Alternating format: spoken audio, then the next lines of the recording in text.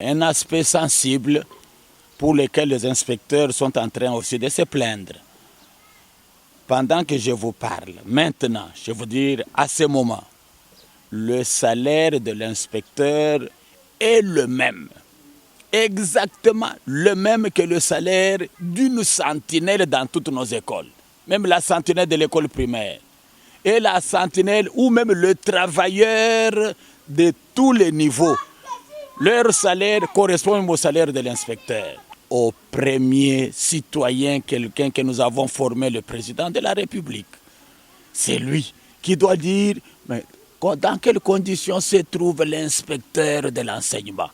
Il est malheureux pour le moment et il n'est pas rémunéré comme ses collègues des autres ministères.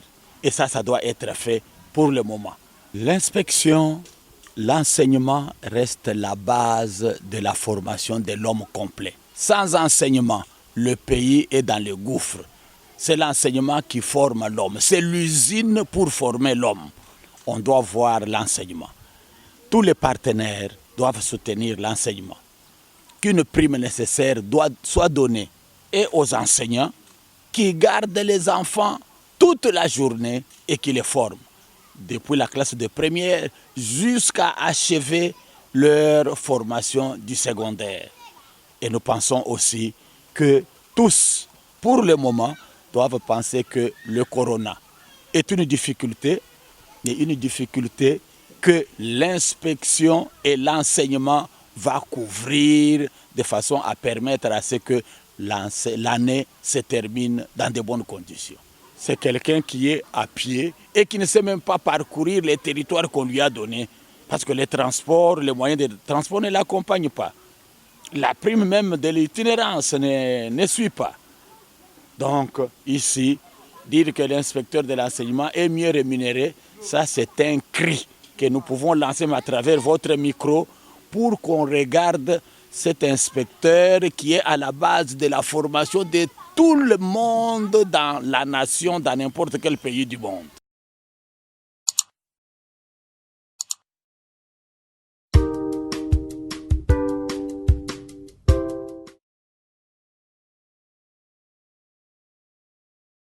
Merci de suivre RM Live Télévision, l'énergie de la presse. RM 07 Wabino Yeyo Lisusu.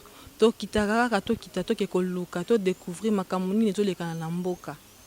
Lelo to kiti lisusu awa na commune kaka moko ya mboka Kinshasa. Epai wapi to so na inspecteur ya enseignement ayebisa biso ko makamuni ni ezoleka penga mukuna po kala mingi te bana classe bazonga bana classe bazozonga. Est-ce que mituna eza ebele ba parents bo mitungisi mingi botuni mituna ebele alors tika été inspecteur oyo to swana lelo ayebisa biso makambo eza ndenge nini yango esengeli babongisa nini yango il faut ezala alors bozala kaka na RM Live parce que c'est ici où tout se passe ni par ailleurs. Bonjour monsieur l'inspecteur. Bonjour madame journaliste. Période de confinement, comment ça se passe et comment vous allez? Oui, le confinement, c'est une période qui nous intéresse parce que nous sommes en train encore de nous former nous-mêmes pendant cette période.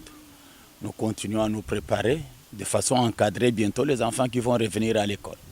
Alors c'est ce qui nous amène aussi et nous vous trouvons avec trop de documents sur votre table. Qu'est-ce que cela signifie et pourtant que nous sommes vers une porte de l'année blanche? Oui, si vous nous voyez toujours occupés avec la documentation, c'est d'abord signifier que l'inspecteur reste quelqu'un qui se forme et l'inspecteur continue à se former. Un inspecteur rouillé qui reste dans la routine n'existe pas. On attend beaucoup de lui et il doit continuer à se former pour former les autres. Il y aura un retour bientôt ou il n'y aura pas retour de classe? L'année blanche, c'est une chanson, mais il n'y a personne qui en veut. Même tous ceux qui parlent de l'année blanche ne veulent pas de l'année blanche. Il faudrait que tous les opérateurs pédagogiques soient rassurés qu'il y aura bientôt la reprise. Vous avez entendu les ministres de l'EPST ainsi que l'inspecteur général de l'enseignement primaire, secondaire et technique parlaient d'un retour qui va avoir lieu bientôt. Et les parents et tout le monde doit se remettre dans l'ambiance de la reprise. L'enseignement va reprendre bientôt.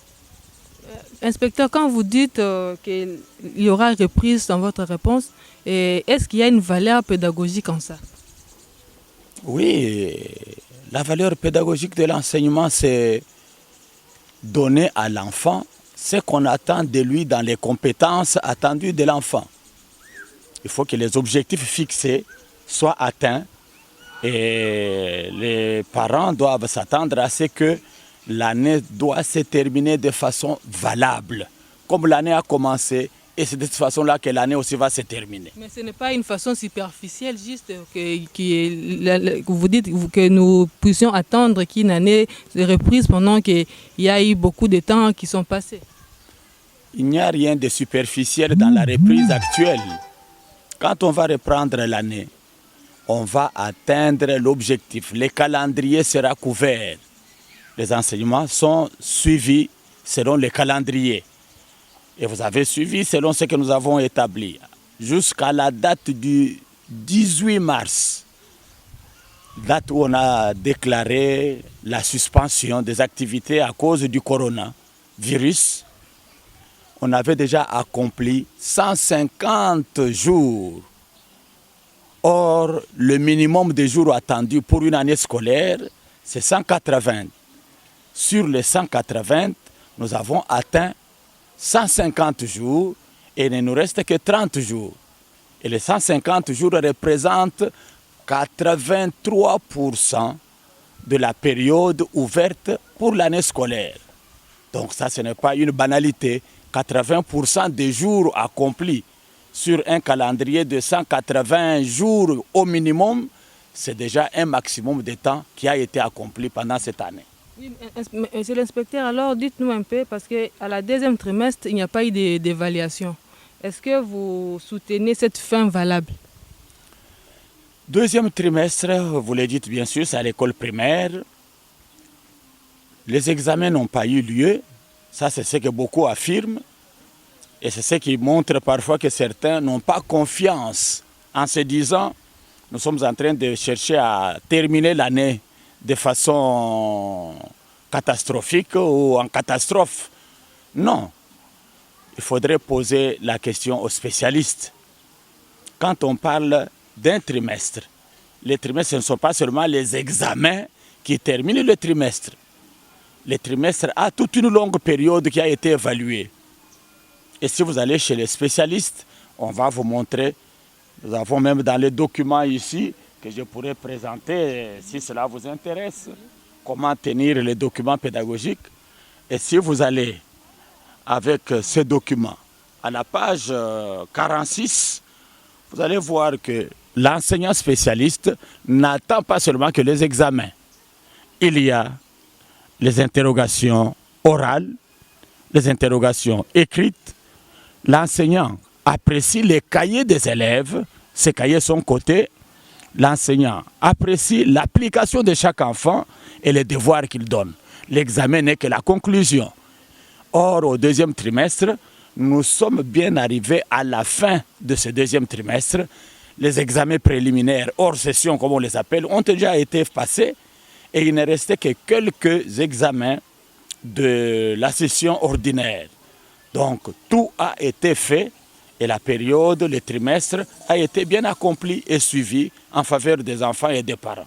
Des classes de 6e, les 2 6e, et que direz-vous aux parents pour des classes montantes au sujet de lesquelles vos prédictions ne sont pas rassurantes et même hésitantes? Nous ne sommes pas hésitants. Les cours ont été suspendus. L'année n'a pas été déclarée fermée. Et quand maintenant on doit reprendre, il ne faudrait pas qu'on aille reprendre de façon précipitée. C'est ainsi qu'on a commencé d'abord avec les classes terminales au niveau primaire et les classes terminales au niveau secondaire. Donc en commençant, c'est pour favoriser et contrôler la rentrée et ne pas sacrifier tout le monde. Donc tout ce qu'on fait est inscrit dans le temps. après ces classes terminales qui vont présenter leurs épreuves d'État au niveau primaire et secondaire, on va alors voir comment les autres classes vont reprendre. L'ambiance, l'idée, c'est mettre tout le monde à temps. Tout le monde dans l'ambiance de ce qui va reprendre bientôt. Même toutes les autres classes, les mesures vont être prises. On ne peut pas aller brutalement. Qui est au piano, ou à sano, qui va lentement, va sûrement. Donc lentement, c'est commencer par les classes de ceux qui vont présenter l'examen. Mais il faut y aller lentement, qu'on ne puisse pas sacrifier les enfants en les amenant tous brutalement. Après les dernières classes, on va voir aussi les classes montantes. Mais que les parents mettent les enfants dans l'ambiance de la reprise des cours. Que les enfants lisent déjà les cours parce que l'année doit se clôturer normalement. Alors, inspecteur, parlons un peu de l'inspection des inspecteurs et des corps élites. Il y a aussi des sous-qualifiés que nous trouvons parmi vous. Que direz-vous de ces sous-qualifiés? Je ne sais pas quel examen vous a amené à cette conclusion. Les examens vous ont conduit peut-être à observer qu'il y a des sous-qualifiés parmi les inspecteurs. Oui, mais l'inspection, retenez, madame, c'est un corps d'élite. L'inspection est composée de personnes qualifiées, spécialistes, chacun dans son domaine. Il y a des inspecteurs du primaire, qualifiés pour cela. Inspecteurs du primaire et les inspecteurs du secondaire. On ne peut jamais trouver parmi les inspecteurs les personnes sous-qualifiées. Vous pouvez encore refaire votre examen et poser même vos questions. Vous ne trouverez aucun inspecteur sous-qualifié. Que dire alors de ceux qui sont de l'ESP, l'orientation scolaire et professionnelle? Ah oui, c'est bien sûr, on trouve parmi les inspecteurs ceux qui ont fait l'OSP, l'orientation scolaire et professionnelle. Mais ils ne se sont pas arrêtés à ce niveau-là de formation. Pour devenir inspecteur, réellement, s'ils s'étaient arrêtés seulement à l'orientation scolaire, ils seraient sous-qualifiés. Mais ils ont suivi les cours pour se spécialiser. C'est ce que nous disons qu'ils ont suivi les cours supplémentaires. Et ces cours supplémentaires sont donnés où ou bien il y a un centre de formation pour ça? Ah oui, au niveau universitaire, on fait l'agrégation. Après avoir suivi n'importe quelle formation, si vous n'êtes pas pédagogue, vous allez suivre les cours d'agrégation. Et ceux-là ont suivi ces cours. Et c'est ainsi qu'ils ont été qualifiés. Ils ont été qualifiés, nous avons dit, d'abord on prend les inspecteurs parmi les enseignants qualifiés techniquement. Sur le plan technique, ils sont qualifiés. Ils sont qualifiés sur le plan aussi de la profession qu'ils ont exercée, avec l'expérience. Techniquement qualifiés, avec l'expérience qualifiés, et ils ont passé un concours qui les a aussi qualifiés pour devenir inspecteurs, et ils ont encore subi une formation d'inspecteurs appropriée. C'est ainsi avec ces 4 éléments, leur spécialité, leur expérience, le concours, la formation inspectorale. Parmi les inspecteurs, nous avons des qualifiés. C'est un corps d'élite que vous devez même plébisciter dans ce domaine. Parce que la question vient parce qu'il y a eu des parents qui ont eu la peine là de voir que l'enseignement baisse en République démocratique du Congo et ils pensent que c'est la faute à l'inspection grâce à ces sous-qualifiés. Mais là, vous nous dites qu'ils ne sont pas des sous-qualifiés, ils ont eu des formations. Mais que répondez-vous à ces parents-là qui se plaignent, disant que l'enseignement est en baisse en République démocratique du Congo? Le fruit de la formation, on trouve que par rapport aux années antérieures, aux années 60 et maintenant, on voit comme s'il y avait baisse d'enseignement. La baisse du niveau de nos élèves, c'est un élément qui dépend de plusieurs facteurs. Parmi les facteurs à la base de la baisse du niveau d'enseignement, je pourrais d'abord vous montrer qu'il y a le facteur environnemental. les enfants vivent dans un environnement qui n'est pas modèle. Le modèle présenté par les milieux. On va vous montrer l'enfant de tel et tel musicien. Et les enfants, à la place de suivre cours, ils se pressent à prendre le modèle de l'environnement. L'environnement est un facteur en défaveur du niveau de l'enseignement. La famille a un apport. Les parents, certains ne privilégient même pas le paiement des frais. Il y en a qui, à la place de payer, ils privilégient prendre leur boisson ou le manger.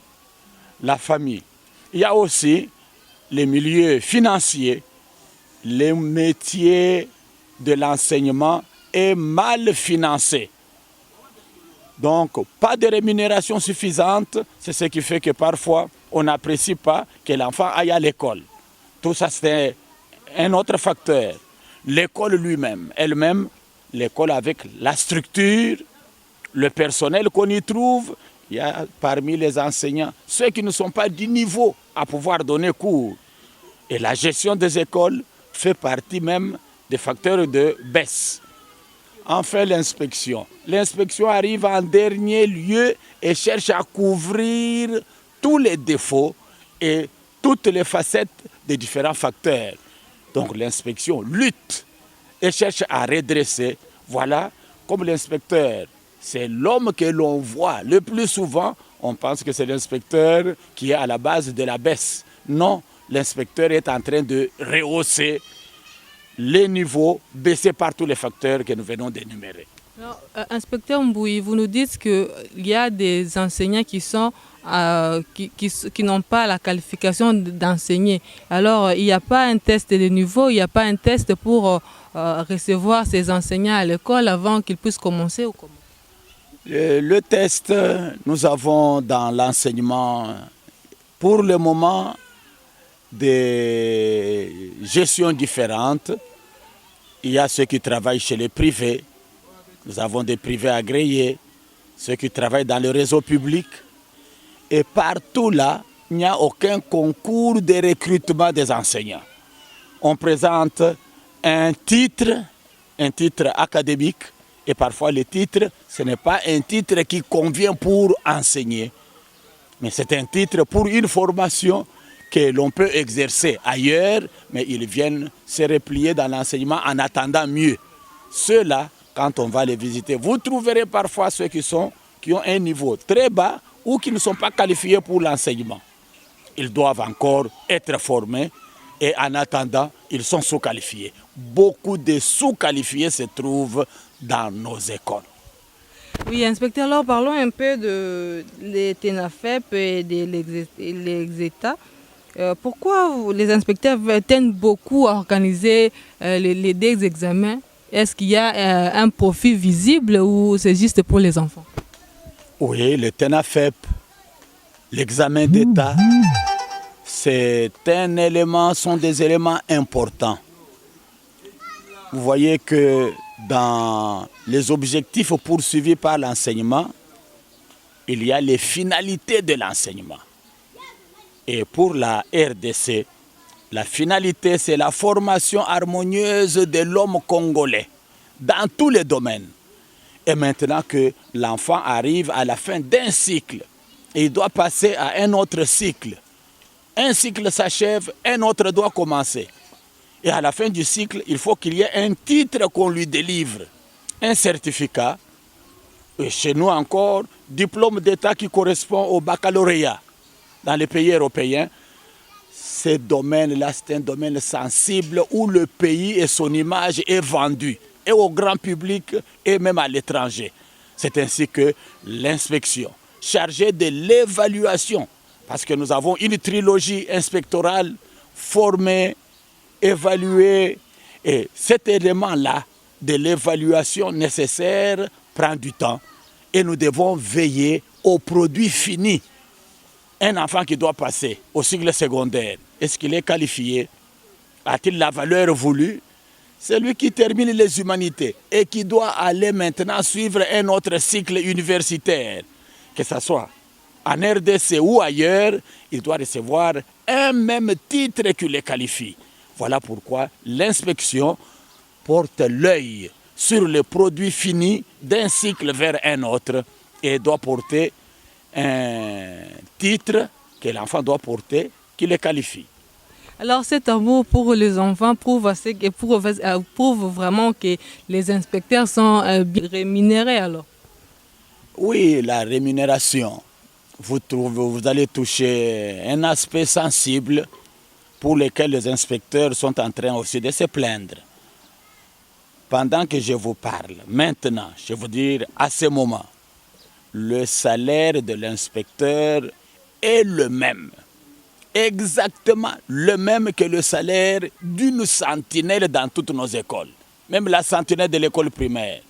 Et la sentinelle ou même le travailleur de tous les niveaux.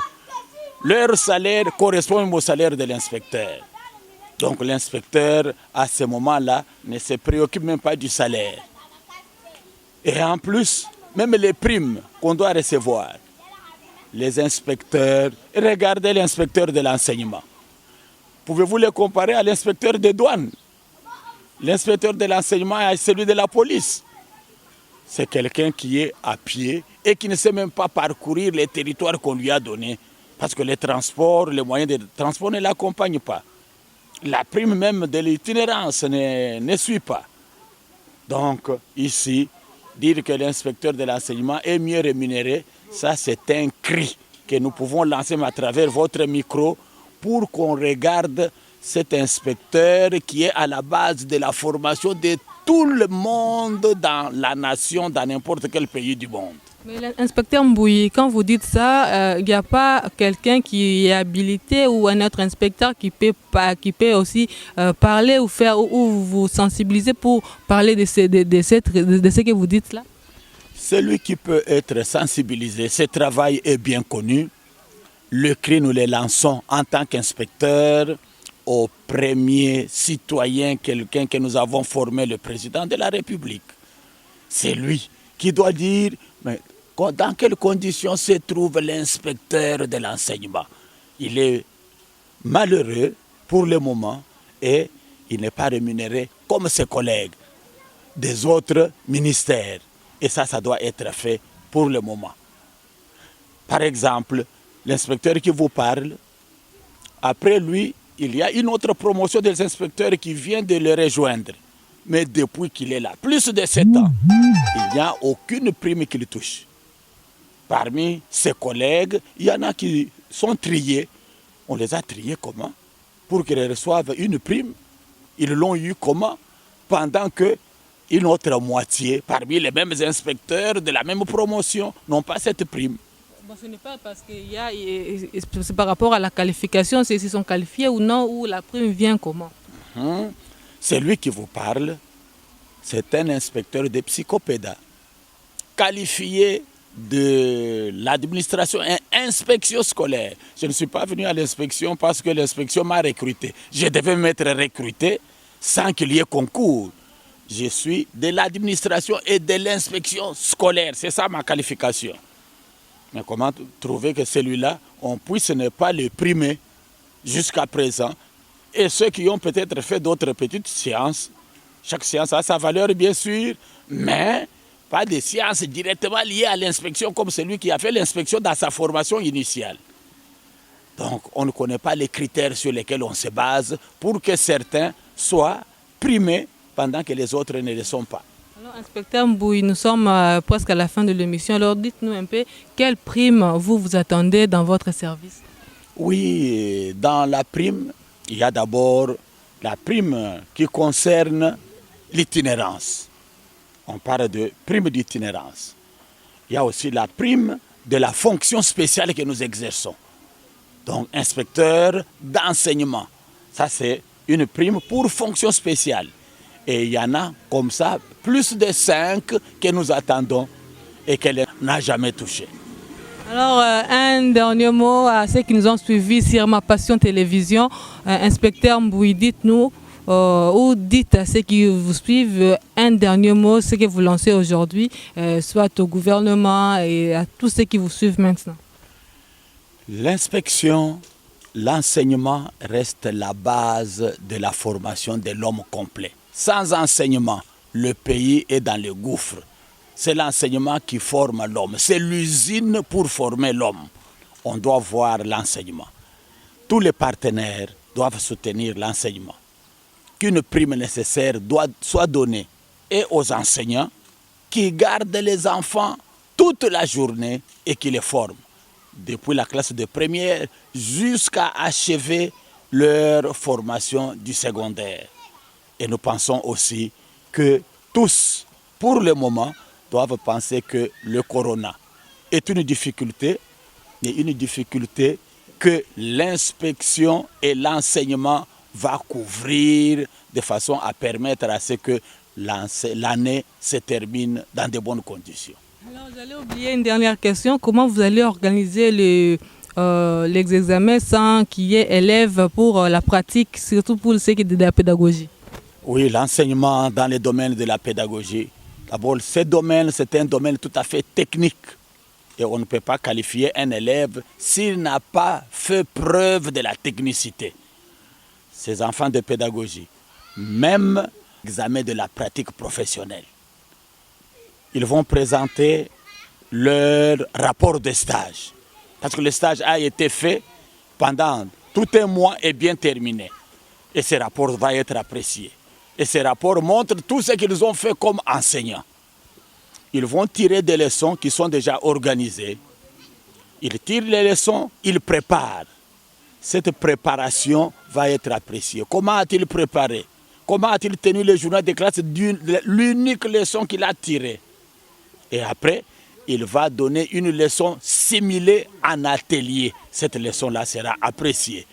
Donc, vous comprenez que la pratique n'est pas mise de côté. La pratique est prise en compte par le rapport de stage, la leçon qui doit être préparée, la leçon de façon succincte et de façon détaillée.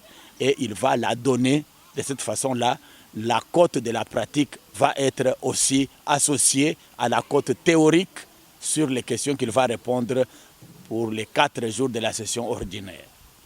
Alors, merci, inspecteur, de nous avoir pris votre temps. Merci encore et merci d'être passé sur RM Live Télévision.